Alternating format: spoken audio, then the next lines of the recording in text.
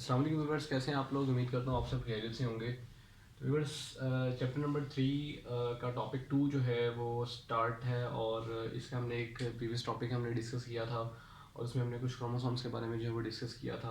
आज हम कुछ एप्लीकेशन के बारे में डिस्कस करेंगे और उससे पहले हम कुछ टर्म्स जो हैं क्रोमोसोम्स की जो हमारी रह गई थी, कुछ सर्टेन डेफिनेशंस थी, उनको हम जो है वो डिस्कस करेंगे रिलेटेड टू क्रोमोसोम्स, राइट। जैसे फॉर एग्जांपल, मिसाल के तौर पर, जैसे हमारे पास एक तो ये है कि कुछ बेसिक इंफॉर्मेशन हैं कि क्रोमोसोम्स जो हैं इनके अंदर अगर एक क्रोमोसोम का हो तो उसके अंदर कितनी न्यूक्लियोटाइड्स होंगी।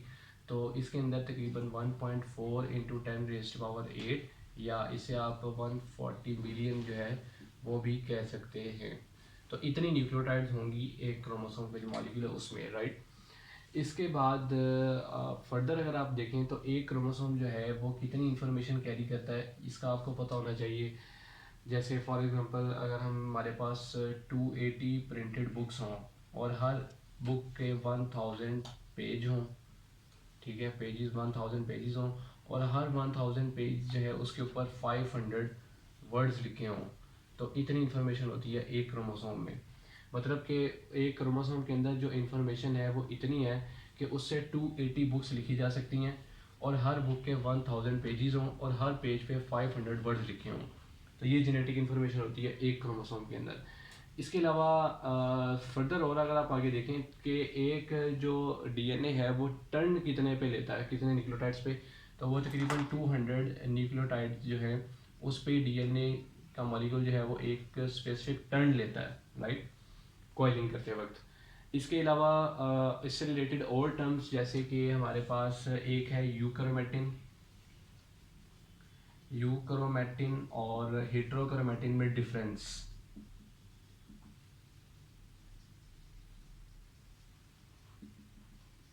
यूक्रोमेटिन और हेट्रोक्रोमेटिन जो है इसमें डिफरेंस देखें। यूक्रोमेटिन जो है ये आपका वो पोर्शन है जो आपके जीन्स के अंदर वो पोर्शन है बेसिकली, जो कि डीएनए का वो पोर्शन जो कि एक्सप्रेस होता है, ठीक है।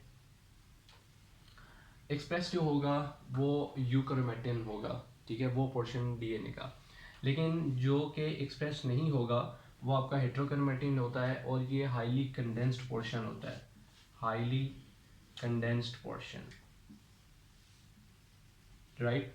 और ये इसकी कंडेंसेशन कब होती है, जब सेल डिवीजन होनी होती है, यानी जब सेल डिवाइड कर रहा होता है तो उस वक्त ये कंडेंस्ड होता है, अदरवाइज ये कंडेंस्ड नहीं होता, ये एक्सप्रेस्ड होता है। लेकिन इसका ये हाईली कंडेंस्ड होता है और कुछ इसका हिस्सा ऐसा भी होता है जो कि परमानेंटली सिर्फ कंडेंस्ड ही रहता है, वो एक्सप्रेस नहीं करता। तो ये कुछ इंपॉर्टेंट पॉइंट्स हैं, ये भी आपने याद रखनी है एमडी कैट के पॉइंट ऑफ व्यू से। इसके बाद हम रेप्लिकेशन के ऊपर आते हैं और रेप्लिकेशन में हमारे पास डीएनए रेप्लिकेशन है। इसके बाद हम एक जो मेसलसन स्टॉल एक्सपेरिमेंट है उसको हम डिस्कस करेंगे। तो सबसे पहले तो हम रेप्लिकेशन की बात करें तो रेप्लिकेशन में क्या है कि आपके पास जो डीएनए है उसकी जो मोड ऑफ रेप्लिकेशन है वो 3 टाइप्स की स्टडीड है, जिसमें एक है कंजर्वेटिव कंजर्वेटिव एक है जी सेमी कंजर्वेटिव, और तीसरी जो है वो है डिस्पर्सिव, राइट। यानी कि 3 मोड ऑफ रेप्लिकेशन जो हैं वो डीएनए की नाउन है, कंजर्वेटिव, सेमी कंजर्वेटिव और डिस्पर्सिव। इसमें से मोस्ट कॉमन जो है वो आपके पास सेमी कंजर्वेटिव है, जो कि most common mode of replication है डीएनए की, राइट। कंजर्वेटिव में क्या होता है कि अगर थोड़ा सा आप देखें कि कंजर्व हो जाना किसी चीज़ का, कि आपके पास डीएनए जब रेप्लिकेट करता है तो उसके 2 स्ट्रैंड्स जो हैं वो सेपरेट आउट होते हैं और हर स्ट्रैंड जो है वो न्यूक्लियोटाइड्स को ऐड करके आपका जो है वो 2 उससे डॉटर स्ट्रैंड्स बन जाते हैं।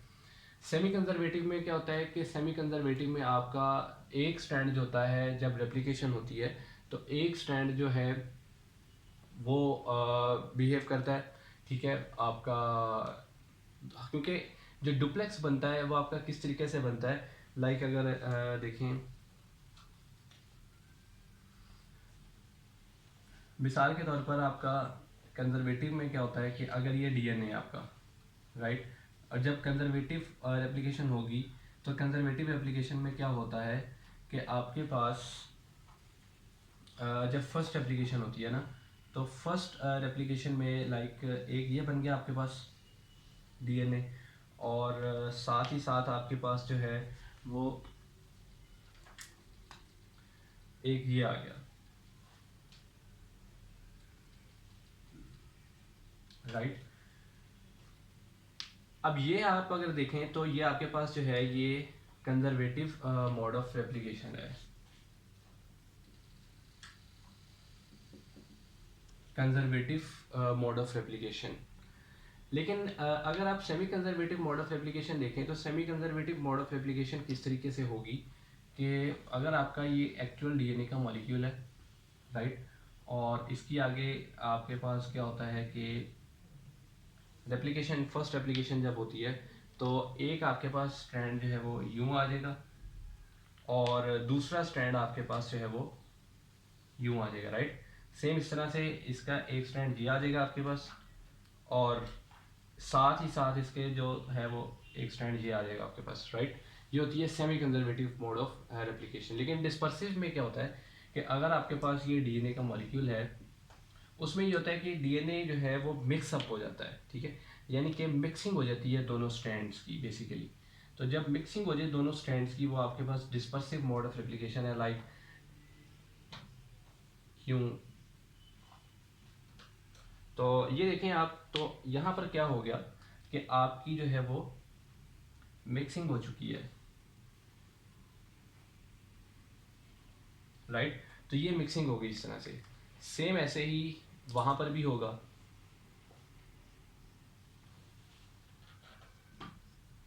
तो यहाँ पर आप अगर देखें तो यहाँ पर भी हमारे पास इस तरह से इसमें क्या होगा, मिक्सिंग हो जाएगी। और जब मिक्सिंग होगी तो आपके पास तीन तरह की रेप्लिकेशंस अब आ गई। एक रेप्लिकेशन जो है वो कंजर्वेटिव हो गई, ये कंजर्वेटिव मोड हो गया। ये आपके पास जो है ये हो गया semi conservative mode, semi conservative mode, right. और ये आपके पास आ गया dispersive mode of replication, right. तो तीन तरह के मोड ऑफ रेप्लिकेशन बन गए आपके पास अकॉर्डिंग टू द हाइपोथेसिस। अब इसमें मोस्ट कॉमनली यूज होने वाला क्या है, सेमी कंजर्वेटिव है, कि आपके पास जब रेप्लिकेशन होती है फर्स्ट रेप्लिकेशन, तो आपके पास जो है दो स्ट्रैंड सेपरेट आउट होते हैं, ठीक है। अब दोनों स्ट्रैंड्स आपके जो है वो टेम्पलेट के तौर पर आपके काम कर रहे हैं और डुप्लेक्स जो है वो बनाएंगे। अब उसमें एक स्ट्रैंड जो होगा वो आपका पेरेंटल होगा और एक आपका जो होगा वो टोटल स्ट्रैंड होगा, राइट। जैसे अगर आप ये देखें तो ये जो आपका ये वाला ब्लैक वाला आपको जो शो हो रहा है ये पेरेंटल है जो यहाँ से आया, और जो दूसरे कलर वाला है वो आपका क्या है कि वो न्यू स्ट्रैंड जो उसके ऊपर बन रहा है, राइट। तो एक उसमें पेरेंटल होगा और एक उसमें डॉटर स्ट्रैंड होगा जो न्यू बन रहा होगा।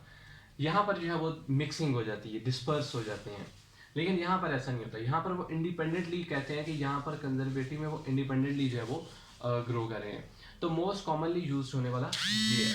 तो हमने मिसेल्सन स्टार एक्सपेरिमेंट जो हम करेंगे देखेंगे तो उसमें ये semi conservative mode of application जो वो यूज हुआ हुआ है। तो अब हम देखते हैं कि semi conservative mode of application according to Meselson Stahl वो क्या है।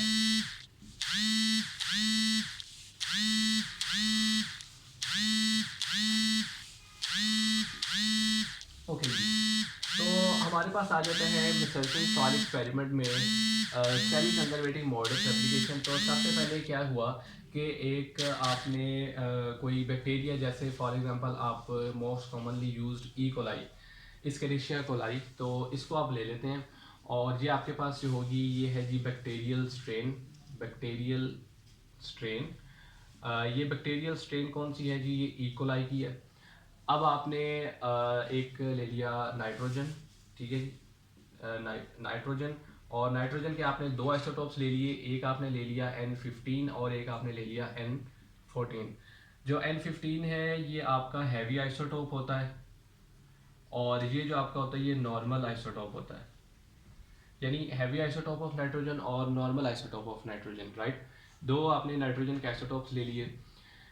इसके बाद आपने क्या करना है कि आपने एक सोल्यूशन लेना है सीजियम क्लोराइड का, सीजियम क्लोराइड का सोल्यूशन लिया, ठीक है जी।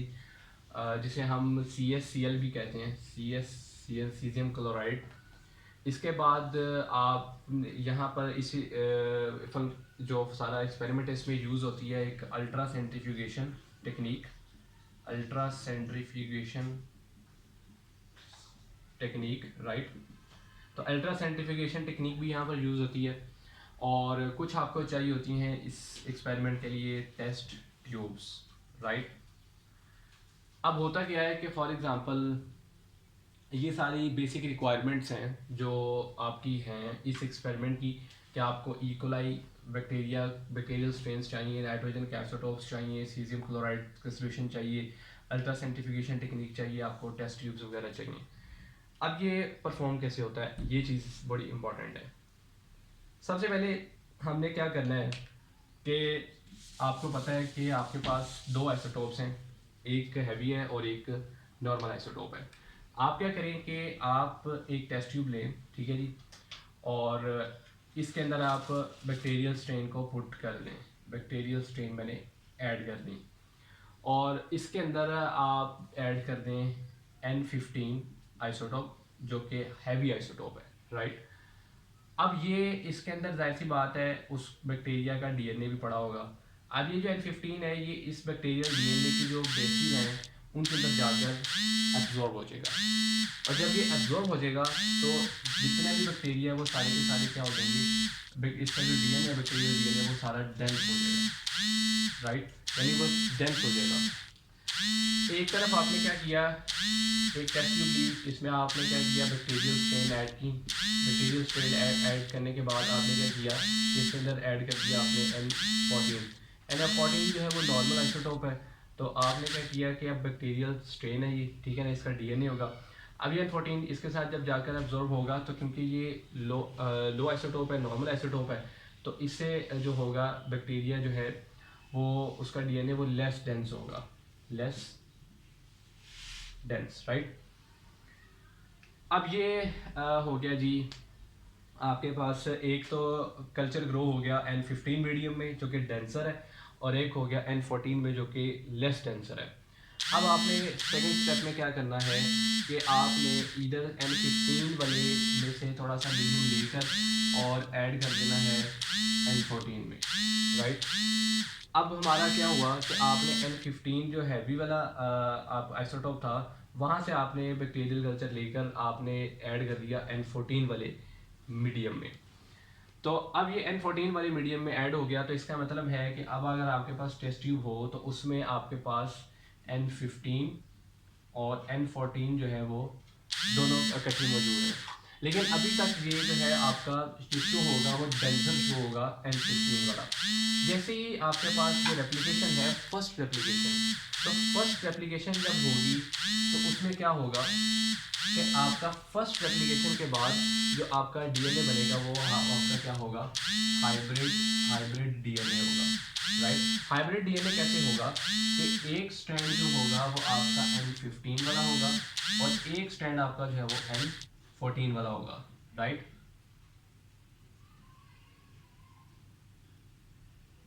क्लियर। तो एक स्टैंड इसमें आपका N15 वाला बनेगा और एक N14 वाला बनेगा, ठीक है। तो आपके पास जब N15 N14 को मिक्स कर देंगे तो मिक्स करने के बाद जो फर्स्ट रेप्लिकेशन होगी, फर्स्ट रेप्लिकेशन में जो डुप्लेक्स बनेंगे वो आपके हाइब्रिड होंगे, जिसमें एक स्टैंड N15 का होगा और एक आपके पास N14 का होगा। लेकिन जब ये वाला जो DNA है आपका ये आगे रेप्लिकेट करेगा, तो आगे जब ये रेप्लिकेट करेगा तो N15 जो है ये सेपरेट आउट होगा, N14 भी सेपरेट आउट होगा, ठीक है। अब इस तरह से ये क्या हो गए कि सेपरेट हो गए, राइट। N15 सेपरेट हो गया, N14 भी आपका सेपरेट हो गया। ये है जी आपका N15, ये आपका N14 जो कि सेपरेट हो गए। अब जब ये आगे ग्रो करेंगे तो N15 से आपके पास अगेन जो है वो एक हाइब्रिड बनेगा, राइट। अगेन इससे आपके पास एक हाइब्रिड आएगा जिसमें N15 होगा और N14 होगा। लेकिन जो N14 वाला है उससे आपके पास जो बनेगा वो आपके पास हाइब्रिड नहीं बनेगा, बल्कि वो क्या बनेगा आपके पास, लाइट चेन। अब जो N15 वाली है वो हैवी चेन है, जो N14 वाली है वो लाइट चेन है। तो यहां पर आप देखें जब आपने मिक्सिंग की तो हाइब्रिड बना जिसमें एक लाइट हैवी चेन थी और एक लाइट चेन थी। N15 और N14 सेकेंड रेप्लिकेशन हुई तो N15 वाला अलग हुआ, तो उससे बनने वाला जो था वो हाइब्रिड था, जिसमें फिर एक हैवी चेन आ गई और लाइट चेन आ गई। लेकिन N14 वाला जो है जब वो ग्रो करेगा, उसकी जब रेप्लिकेशन होगी, तो उसकी रेप्लिकेशन से आपके पास हाइब्रिड नहीं आएगा, आपके पास दोनों जो है वो क्या आएंगी, लाइट चेन्स आएंगी, राइट। ये भी N14 और ये भी N14। तो आपके पास यहाँ से दोनों लाइट चेन्स आएंगी, लेकिन यहाँ से आपके पास हाइब्रिड आएगा, एक हैवी चेन आएगी और एक आपके पास लाइट चेन आएगी। तो ये आपके पास क्या है, semi conservative mode of replication. अब ये प्रोसेस हुआ कैसे, ये प्रोसेस इस तरह हुआ कि जैसे आपने क्या किया कि अब ये आपका मीडियम है सारा, जिसमें आपने N15 और N14 को ऐड किया हुआ है। यहाँ पर आपने साथ ऐड किया हुआ है सीजियम क्लोराइड को। सीजियम क्लोराइड को सीजियम क्लोराइड को जब आपने मिक्स किया तो आप इसे स्पंड करेंगे एक हाई स्पीड पे अल्ट्रा सेंट्रीफ्यूगेशन में, जो कि मैंने आपको टेक बताया था, अल्ट्रा सेंट्रीफ्यूगेशन इसमें यूज़ करते हैं। अब अल्ट्रा सेंट्रीफ्यूगेशन जो है उसके थ्रू हम इसको हाई स्पीड पे स्पंड करेंगे। जब ये हाई स्पीड पे स्पंड होगा तो सीजियम आयंस इसमें से जो है, सीजियम आयंस, ये सीजियम आयंस हैं, ये बॉटम की तरफ जो है वो मूव करना शुरू कर देंगे टेस्ट ट्यूब की। तो जब ये सीजियम आयंस टेस्ट ट्यूब की बॉटम की तरफ मूव करना शुरू कर देंगे तो ये आपकी एक ग्रेडियंट जो है वो प्रोड्यूस हो जाएगी। अब जब आपका ग्रेडियंट प्रोड्यूस हो जाएगा तो सीजियम क्लोराइड आपके बॉटम की तरफ मूव करके अब ना N15 और N14 की जब फर्दर रेप्लिकेशंस हो रही हैं तो आपके पास जो डेंसर मीडियम है वो सीजियम क्लोराइड की तरफ जाएगा और जो लाइटर मीडियम है वो आपका अपर साइड पे आ जाएगा। जैसे फॉर एग्जांपल आपकी ये टेस्ट ट्यूब है, राइट। अब ये आपकी टेस्ट ट्यूब है, तो टेस्ट ट्यूब में क्या होगा, अब ये आपकी टेस्ट ट्यूब है, अब ये आपका यहाँ आ गए सीजियम आयंस मूव करके, ठीक है। अब आपका मीडियम अंदर है N15 और N14, ठीक है। अब N15 जो है वो हैवियर मीडियम है, इसका मतलब है कि वो आपका बॉटम की तरफ मूव करेगा N15 वाला, ठीक है जी। N15 वाला आपका बॉटम की तरफ मूव करेगा। अब जो ये स्टेट कह रही थी कि ये आपकी बन गई N15 वाली, राइट। अब एक अंदर आपका हाइब्रिड भी है जो कि N15 और N14 वाला है, उसकी डेंसिटी कम है, तो वो आपका इसके ऊपर आ जाएगा, राइट। ये आपका आ जाएगा N15 और N14 वाला मीडियम, राइट। अब N14 वाला उससे भी लाइटर है तो वो आपका इस तरफ आ जाएगा, राइट। तो ये आपका आ जाएगा N14 वाला। तो ये आपने देखा कि कंसंट्रेशन ग्रेडियंट के अकॉर्डिंग उसकी जो है वो सेपरेशन हो गई डीएनए मॉलिक्यूल्स की। तो आपका टेस्ट ट्यूब के अंदर जब आपने सीजियम क्लोराइड के सोल्यूशन डालकर अल्ट्रा सेंट्रीफ्यूगेशन पे हाई स्पीड पे उसको स्पंड किया तो क्या हुआ कि हैवियर मीडियम बॉटम की तरफ मूव कर गया, क्योंकि सीजियम आयंस जो है जब वो हाई स्पीड पे मूव करेगा तो सीजियम आयंस ड्रॉप होकर बॉटम की तरफ जाएंगे और डेंसिटी ग्रेडियंट प्रोड्यूस करेंगे। तो N15 वाला उसकी तरफ मूव कर जाएगा बॉटम पे, उस बॉटम से ऊपर आपकी लेयर आ जाएगी N15 N14 वाली की, और उससे ऊपर जो अपर लेयर आपकी आ जाएगी N14 की, जो कि सबसे लाइटर जो होगा, जो नॉर्मल होगा। तो ये हैवी चेन्स और लाइट चेन्स ये आपकी आती हैं जब भी आप मेसेल्सन स्टॉल एक्सपेरिमेंट जो है उसको परफॉर्म करते हैं, और यही आपका इसमें टॉपिक था। नेक्स्ट जो हम डिस्कस करेंगे डीएनए रेप्लिकेशन प्रोसेस को, ठीक है। तो यहाँ तक हमारा टॉपिक था। ओके, अल्लाह हाफिज़।